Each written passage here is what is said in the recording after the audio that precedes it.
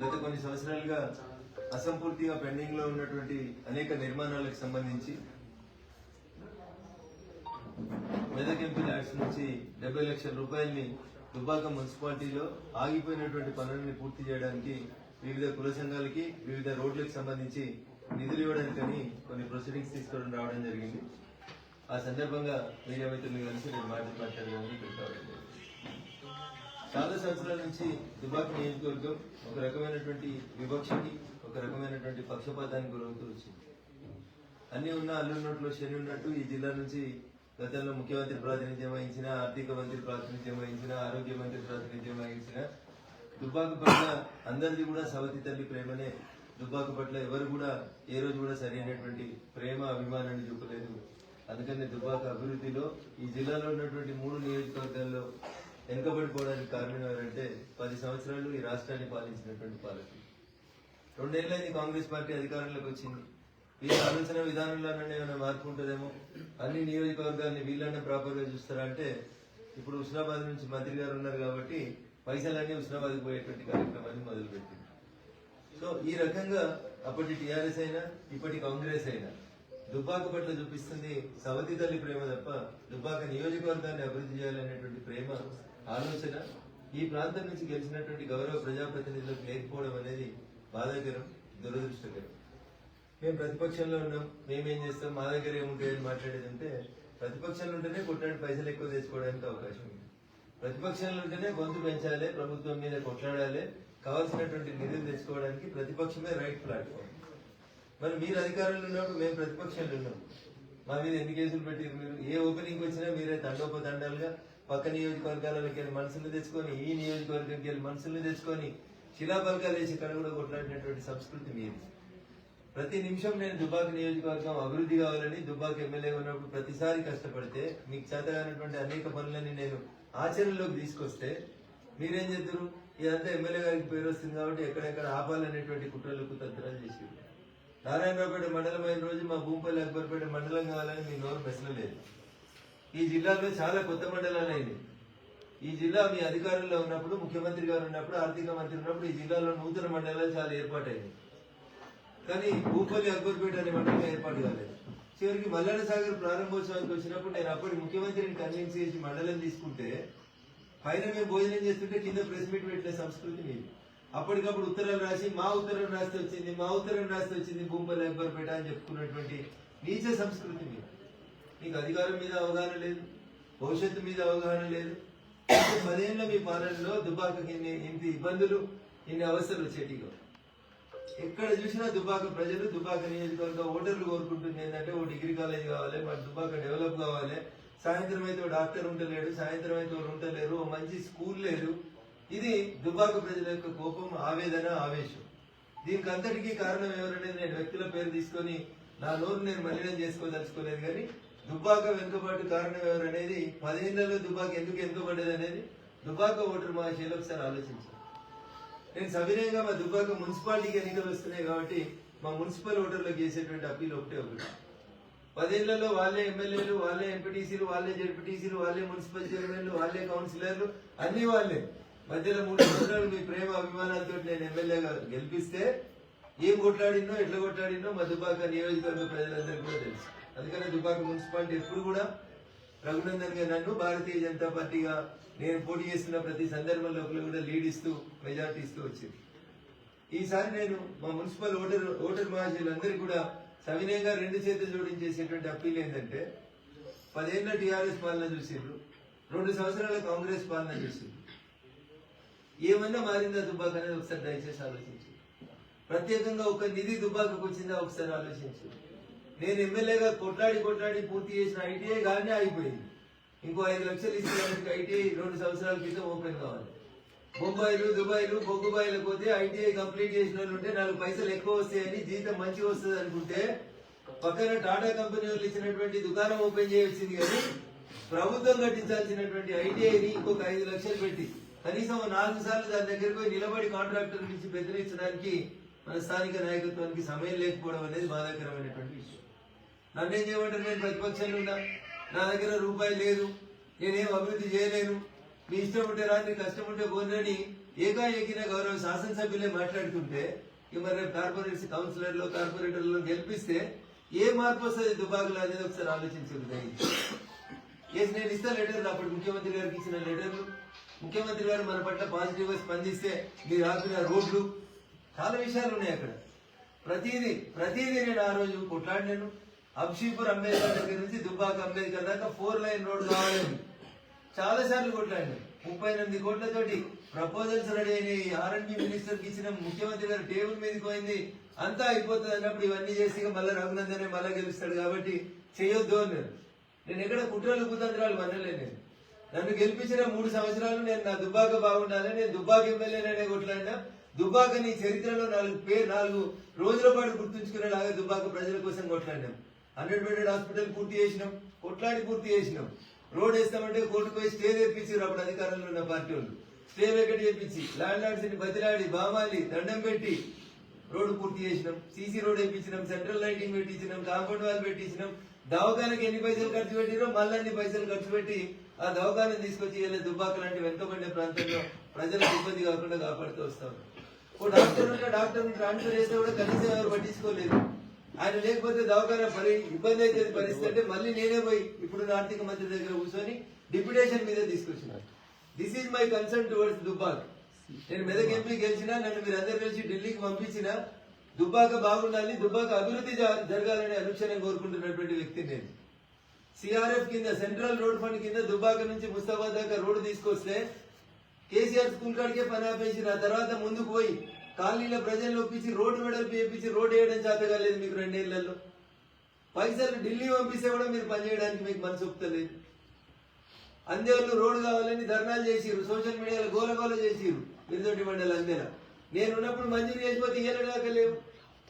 కాసినాబాద్కి road లేదు, మోతేకి road లేదు. Chittapur sub station దగ్గర నుంచి మోతే దాకా రోడ్డు, మోతే మిరుదొడ్డి దాకా రోడ్డు మంజూరు చేసిపోయాయి. ఏళ్ళ దాకా అతి లేదు, గతి లేదు.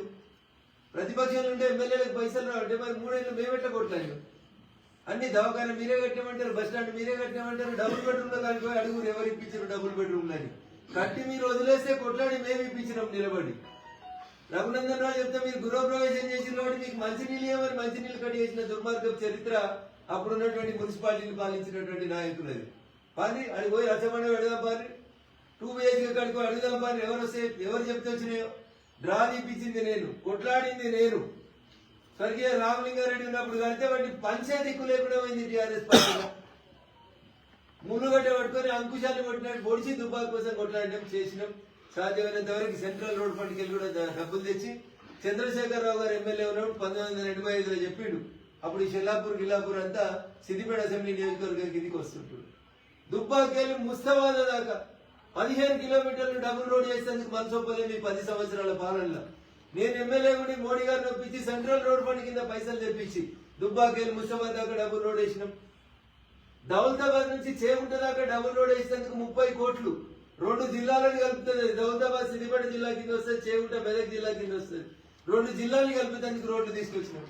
అరే ప్రతిపక్ష ఎమ్మెల్యేగా 3 సంవత్సరాలు క్యాంప్ ఆఫీసును వదిలిపెట్టలే. పొద్దున్న లేస్తే రాత్రి దాకా దుబ్బాక ఓటర్లతోటే ఉన్నా. అందుకని మా దుబ్బాక మున్సిపల్ ఓటర్లకు నేను చేసేటువంటి అప్పీల్, పొరపాటున మళ్ళీ చెప్తున్నా, పొరపాటున గ్రహపాటున మళ్ళీ ఎమ్మెల్యే గారు ఉన్నారు. వారికి ఏం అలవాటో మీకు తెలుసు. ఎలక్షన్లు అయితే వాళ్ళు ఏం చేస్తారో మీకు తెలుసు. 10 ఏళ్ళు దోసుకున్నాయి, దాచుకున్నాయి, హైదరాబాద్ లో రియల్ ఎస్టేట్ చేసినాయి, కోట్లు తెచ్చి పంచి మళ్ళా గెలిస్తే 10 ఏళ్ళ టీఆర్ఎస్ పాలనలో దుబ్బాక మున్సిపాలిటీకి ఏమైందో ఒకసారి ఆలోచించు. దుబ్బాకకు రింగ్ రోడ్ రాలే, దుబ్బాకకు అండర్ గ్రౌండ్ డ్రైనేజ్ రాలే. నేను గెలిచినప్పటి నుంచి అప్పటి మున్సిపల్ మంత్రి కేటీఆర్ ని కలిసి, అరే నీ సిరిసిల్లలో అండర్ గ్రౌండ్ డ్రైనేజ్ ఉంది, సిద్దిపేటలో అండర్ గ్రౌండ్ డ్రైనేజ్ ఉంది, దుబ్బాకకు ఎందుకు అండర్ గ్రౌండ్ డ్రైనేజ్ రాదు? ఆఖరికి గజ్వేలో కూడా కట్టుకున్నారు. సెంట్రల్ గవర్నమెంట్ మోడీ గారు ఇస్తే పైసలని కొట్లాడినా. This is my commitment towards Dubbaka. నేను ఇలా మెదక్ ఎంపీగా ఢిల్లీలో ఉండొచ్చు, 7 నియోజకవర్గాల్లో తిరుగుతుండొచ్చు, ఏడికి పోయినా ఏడ మైకు పట్టుకున్నా నేను దుబ్బాక గురించే మాట్లాడతా, మా దుబ్బాక అని చెప్తారు. అందుకని మా దుబ్బాక మున్సిపల్ నియోజకవర్గ ఓటర్ మహాశయులకు నేను చేసే అప్పీల్, ఈసారి మీరు అవకాశాన్ని వదులుకుంటే, పొరపాటున భారతీయ జనతా పార్టీకి అవకాశం ఇవ్వకపోతే మీ ఎమ్మెల్యే గారు మళ్ళీ ఎలక్షన్ ఉంటే కనబడతాడు తప్పితే మళ్ళీ రాడు. 3 ఏళ్ల దాకా దుబ్బాక డెవలప్మెంట్ ఎక్కడేసింది అక్కడే ఆగిపోతుంది. కాంగ్రెస్ కి ఎవరు లేరు, ఆ లెక్క కొద్ది ఈ జిల్లాలో ఎవరు లేరు కాంగ్రెస్. అప్పుడప్పుడు అద్దెకు వచ్చిన మంత్రులు వస్తే అర్ధగంట వచ్చిపోతారు చెప్తానికి జిల్లా మీద ఏం ప్రేమ ఉంటుంది, దుబ్బాక మీద ఏం ప్రేమ ఉంటుంది ఒకసారి ఆలోచించు. అందుకని దయచేసి గెలిచినా ఓడినా నేను మొదటిసారి వచ్చిన 2014 నుంచి ఇలా 2026 దాకా రఘునందన్ ఏడున్నా రఘునందన్ మనసు దుబ్బాక మీదనే ఉంటుంది. దీన్ని దృష్టిలో పెట్టుకొని దుబ్బాక మున్సిపాలిటీకి త్వరలో జరగనున్నటువంటి ఎన్నికల్లో దయచేసి భారతీయ జనతా పార్టీ అభ్యర్థిని మీరు గెలిపించి పట్టం కడితే బరాబరియాలో అయిపోతామని నేను దుబ్బాక మున్సిపాలిటీ రూపురేఖల్ని మారుస్తాం. మళ్ళీ దుబ్బాకకి రఘునందన్ గెలిచినప్పుడు ఎట్లాంటి తేజస్సు, ఎట్లాంటి శోభ, ఎట్లాంటి చర్చ జరిగిందో రేపు దుబ్బాక మున్సిపాలిటీలో అభివృద్ధి ఎట్లా జరుగుతుందని కూడా నేను మీకు ఈ సందర్భంగా పాటిస్తున్నా. ఏం చేస్తాడు ఆయన ఎమ్మెల్యే కాదు కదా అని కొంతమంది మాట్లాడుతూ ఉంటారు. మోసేసిన బలం ఉంటే మొండి కూడా జరుగుతుంది. నేను చేసిన ఈ దుబ్బాక ప్రజలకు కనబడుతున్నాయని నేను అనుకుంటా ఉన్నా. దుబ్బాకకు రింగ్ రోడ్ కాడ నుంచి మొదలుకుంటే దుబ్బాక అండర్గ్రౌండ్ డ్రైనేజ్ దాకా ఏం చేసిరు? ఇప్పుడు గెలిచిన ఎమ్మెల్యే గారు 10 ఏళ్ళు అధికారంలో ఉన్నప్పుడు ఏం చేసిరు వాళ్ళ పార్టీ? ఎందుకు అంశీపూర్ అంబేద్కర్ దగ్గర నుంచి దుబ్బాక అంబేద్కర్ దాకా 4 లైన్ రోడ్లు ఎందుకు రాలేదు? సిద్దిపేటలో ఎన్ని రోడ్లు డెవలప్ అయినాయి, ఎన్ని డివైడర్లు వచ్చినాయి, ఎన్ని హైమాస్ లైట్లు వచ్చినాయి, దుబ్బాకకి ఎన్ని వచ్చినాయి మీ 10 ఏళ్ళ టెన్యూర్లో? పైసలు మంచి ఎలక్షన్లు గెలుచుడు కాదు, ప్రజలకు ఏం చేసినామనే సమాధానం చెప్పాలి. ఇవాళ 2 ఏళ్లలో మీరు భాగ్యవంతులు కావచ్చు, భాగ్యనగరంలో రియల్ ఎస్టేట్ చేస్తున్నారు కావచ్చు, భూములు కబ్జాలు చేస్తున్నారు కావచ్చు, దుర్గం చెరువులు మిగుతురు కావచ్చు. ఆ చరిత్ర మొదలు పెట్టడానికి ఇంకా టైం ఉందని ఏమంటలేము మేము. అవి మొదలు పెడితే మళ్ళీ మీకు కష్టమవుతుందని ఊరుకుంటున్నాం. దుబ్బాకకి ఏం జరిగిందో చెప్పురు. మీ 10 ఏళ్ళు మీరు ఎంపీ ఉన్నప్పుడు దుబ్బాకకి ఏం జరిగిందో చెప్పురు. మొదటిసారి ఎంపీ అయితే పటాన్ చెరువు నియోజకవర్గంలో లగడారం అనే ఊరిని దత్తత తీసుకున్నారు. రెండోసారి ఎంపీ అయిన తర్వాత దుబ్బాక నియోజకవర్గంలో ఒక ఊరిని ఆదర్శ సాంసద్ గ్రామ యోజన కింద ఒక గ్రామాన్ని దత్తత తీసుకొని పనిచేసినా చెప్పురు. మీ 10 ఏళ్ళ ఎంపీ పాలనలో ఏమొచ్చినాయి 10 ఏళ్లలో చెప్పురు. నేను చెప్తా, మీరు చెప్తున్నది మేము ప్రపోజల్ పెడతారు రఘునందన్ చెప్తున్నాడని. నేనే తీసుకొచ్చిన రోడ్డు మెదక్ సిద్దిపేట అల్కతుర్తి మేము కొట్లాడినాం. నేను పోయించిన నేషనల్ హైవే కోసం నితిన్ గడ్కరీ గారి దగ్గరికి పోయించినాం. నరేంద్ర మోడీ గారితో శంకుస్థాపన చేయించినాం 1600 కోట్లతో. ఇట్లా దిస్ ఇస్ మై కమిట్మెంట్. నేను సిరిసిల్ల నుంచి జిల్లాల మీదుగా ముస్తాబాద్ మీదుగా దుబ్బాకకి వెళ్ళి భూంపల్లికి వెళ్ళి బోనాలకి వెళ్ళి చేవుంట దాకా 3 హైవేలను కలుపుతూ కొత్త హైవే కావాలని కనబడేప్పుడల్లా నితిన్ గడ్కరీ గారిని రిక్వెస్ట్ చేస్తా ఉన్నా. This is my commitment towards Dubbaka. 100% గ్రామీణ ప్రాంతం ఇది. దుబ్బాక మున్సిపాలిటీ రేపు డెవలప్ కావాలంటే ఒక జాతీయ రహదారి సిరిసిల్ల నుంచి జిల్లాల నుంచి ముస్తాబాద్ నుంచి దుబ్బాక టు భూంపల్లి టు బోనాల టు చేగుంట వస్తే నిజామాబాద్ పోయే హైవే కలుస్తుంది, మెదక్ సిద్దిపేట పోయే హైవే కలుస్తుంది. రేపు సూర్యాపేట సిరిసిల్లకి ఇంకొక హైవే మంజూరు అవుతుంది త్వరలోనే. ఆ హైవే కూడా ఈ రోడ్డు కలిస్తే ఈ ప్రాంతంలో ఉన్నటువంటి రైతులు తాము పండించిన పంటని, తమ వ్యవసాయ ఆధారిత ఉత్పత్తులన్నింటినీ అటు సిరిసిల్ల జాతీయ రహదారికి లేదా సిద్దిపేట జాతీయ రహదారికి లేకపోతే అటు నిజామాబాద్ జాతీయ రహదారికి ఈజీగా తీసుకుపోతారు. కాబట్టి ఇది 100 కిలోమీటర్ల స్ట్రెచ్ లోపల ఉంటుంది. కాబట్టి ఒక నేషనల్ హైవే మంజూరు చేయమని కాళ్ళకు బల్బం కట్టుకొని తిరుగుతా ఉన్న ఢిల్లీ వీధులలో. దుబ్బాక మారాలి, దుబ్బాక రూపురేఖలు మారాలంటే ఈ జాతీయ రహదారి వస్తే తప్ప దుబ్బాక రూపురేఖలు మారాయని కనబడే ప్రతి అధికారితో రిక్వెస్ట్ చేసుకుంటా ఉన్నాం. ఏం చేశారు మీరు? నా 3 ఏళ్ల ఎమ్మెల్యే పాలనతో మీ 10 ఏళ్ల ఎంపీ పాలన కంపేర్ చేయండి, లేకపోతే మీ 2 ఏళ్ల ఎమ్మెల్యే పాలనతో మమ్మల్ని కంపేర్ చేయండి. ప్రజలకు ఏం చేసేటువంటి అప్పీల్ ఇది. నేను వ్యక్తుల గురించి మాట్లాడదలుచుకోలేదు, ప్రజలే ఆలోచించాలి. 10 ఏళ్ల వల్ల ఎంపీ కేటగిరీలో 3 ఏళ్ల రఘునందన్ రావు ఎమ్మెల్యేల దుబ్బాకకి ఏం జరిగిందనేది ఒకసారి ఆలోచించుంది. 1000కి 2000కి ఓట్లకి నోట్లకి పోలీసులను అడ్డం పెట్టుకొని అడ్డమైన కేసులన్నీ కూర్చున్న వాళ్ళందరి మీద పెట్టి దుబ్బాక ఎమ్మెల్యే అయినాక నా మీద 20 కేసులు పెట్టించి ఆఖరికి మల్లన్న సాగర్ లో ఆయన ఇల్లు ఆయన దగ్గర పెట్టుకుని ఆత్మహత్య చేసుకుంటే ఆ రైతును కూడా చూడనియరు మీ సంస్కారానికి. పొరపాటున బీఆర్ఎస్ కౌన్సిలర్లు గెలిస్తే లాస్ట్ టర్మ్ లో బీఆర్ఎస్ కౌన్సిలర్లు దుబ్బాకలు చేసిన అభివృద్ధి ఏందో ఒకసారి ఆలోచించాలి ప్రజలు. వాళ్ళు ఎట్లా పెరిగిండ్రు, దుబ్బాక ఎట్లా గతమైంది ఒకసారి ఆలోచించుండ్రు. పొరపాటున మళ్ళీ బీఆర్ఎస్ పార్టీ కోటేస్తే ఎమ్మెల్యే ఉన్నాడనైతే ఎమ్మెల్యే పోయి పట్టణంలో వ్యాపారం చేసుకుంటున్నాడు. పేపర్లలో రోజుకో వార్త వస్తుంది, ఆడ రియల్ ఎస్టేట్ కుంభకోణం వచ్చిన ఆడ మన ఎమ్మెల్యే గారి పేరు కనబడుతుంది. అట్లా పేరు తీసుకొస్తున్నారు ఎమ్మెల్యే గారు దుబ్బాకకి. మేము నిజాయితీ కొట్లాడినాం. భారతీయ జనతా పార్టీ ఆ రోజైనా ఎమ్మెల్యేగైనా, ఈ రోజైనా ఎంపీగైనా, రేపైనా ఇంకో స్థానానికి ఇంకొక మెట్టెక్కినా, ఢిల్లీకి రేపు నేను రాజునైనా నా ప్రేమ అభిమానం అంతా దుబ్బాక మీదనే ఉంటది. దుబ్బాక మున్సిపాలిటీ ఉంటుంది. అందుకని దుబ్బాక ఓటర్ మహాశైలకి దయించి 1000-2000 క్రైటీరియా కాదన్నా, దయించి ఇస్తే తీసుకోండి. పైసలు ఎక్కువైన వాళ్ళు, పట్నంలో భూములు కబ్జాలు చేసిన వాళ్ళు, రియల్ ఎస్టేట్ పేరు మీద పైసలు సంపాదించిన వాళ్ళు, ఆడ దోచి ఈడ ఓట్లు వస్తే దయించి వాళ్ళకి సరైన రీతిలో బుద్ధి చెప్పకపోతే దుబ్బాక మున్సిపాలిటీ మళ్ళీ ఒక 5 ఏళ్ళు వెనుకపోతుంది. ఇది నా కోపం కాదు, ఇది నా ఆవేదన. కడుపు కాలినటువంటి ఒక దుబ్బాక నియోజకవర్గ బిడ్డగా మాట్లాడుతున్నాను నేను. అందుకని దయించి దుబ్బాక మున్సిపల్ ఓటర్ మహాశయులారా ఆలోచించండి. నేను చెప్పిన దాంట్లో ఒక్క అక్షరం తప్పున్నా, నేను ఎవరైనా కావాలని వ్యక్తిగతంగా ఇన్సల్ట్ చేసినట్టు మీకు అనిపించిన గాంధీ చౌరస్తా గారి నుంచి మొదలుపడే శివాజీ చౌరస్తా దాకా ఏడో మీరు చర్చ పెట్టినా నేను రావడానికి సిద్ధంగా ఉన్నా. నేను మాట్లాడే ఏ అక్షరంలో తప్పు ఉంటే, అరే కేసీఆర్ పేరు మీద స్కూల్ కట్టి 10 ఏళ్లలో కేసీఆర్ స్కూల్ ఓపెన్ చేయడం చేతగాని మీరు ఇంకా చర్చల గురించి మాట్లాడుకుందామా? ఏం చేసిర్రు? కట్టినాక ఓపెన్ చేయడానికి నొప్పైంది మీకు. 2 ఏళ్ళు ఎందుకు ఖాళీ పెట్టిరు స్కూలు? ఓపెన్ చేసి శిలాబల్గం వేస్తే రఘునందన్ అనేటువంటి పేరు రాయాల్సి వస్తుందని ఉత్తగా కొబ్బరికాయ కొట్టి 10 కోట్ల స్కూల్ ని నాశనం చేసింది మీరు. కేసీఆర్ ఇంటికి వస్తే 2 రూపాయలు అడుగుదామంటే కేసీఆర్ ని దుబ్బాకకు రాకుండా ఆపిన దుర్మార్గులు అప్పటి జిల్లా మంత్రి ఈ నియోజకవర్గం నుంచి పెరిగి ఈ నియోజకవర్గం నుంచి పోయి మెదక్ ఎంపీ అని చేసిండు. దుబ్బాకకు పట్టిన అరిష్టం, దుబ్బాకకు పట్టిన ఇబ్బంది ఏదైనా ఉందంటే అది గత 10 సంవత్సరాల పాలకులు తప్ప ఇంకొకటి కాదు. అందుకని పొరపాటున కూడా టీఆర్ఎస్ కౌన్సిలర్లు మళ్ళీ ఎవరైనా పోటీ చేస్తే ఆలోచించుండ్రి. వాళ్ళు పోటీ చేసేటంటే ముందు కౌన్సిలర్ అయ్యేటంటే ముందు ఎట్లుండ్రి, కౌన్సిలర్ అయినాక ఎట్లయినా ఒకసారి ఆలోచించుండ్రి. మీ ముంగట్లే తిరిగిరు, మీ ముందే ఉన్నారు.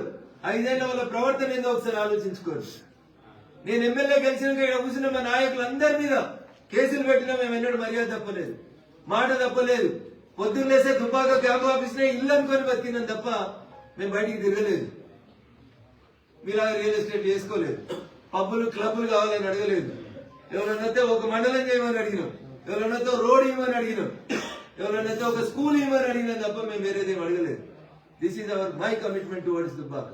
అందుకని ఒకసారి నరేంద్ర మోడీ గారి ఆలోచన విధానాన్ని భారతీయ జనతా పార్టీని దృష్టిలో ఉంచుకొని భారతీయ జనతా పార్టీ బీఫామ్ మీద పోటీ చేసేటువంటి మా యువ నాయకత్వం మొత్తాన్ని కూడా దయించి ఆశీర్వదించాలని, ఒక 5 సంవత్సరాలు దుబ్బాక మున్సిపల్ చైర్మన్ భారతీయ జనతా పార్టీకి ఇచ్చి, రఘునందన్ నువ్వు చెప్పినావు కదా ఏమైంది దుబ్బాకలో మార్పు అని అప్పుడు అడుగుంది, బరాబర్ చేసి చూపెడతా అని చెప్పి దుబ్బాక ఓటర్ మహాశయులకి సవినయంగా అప్పీల్ చేస్తా ఉన్నా.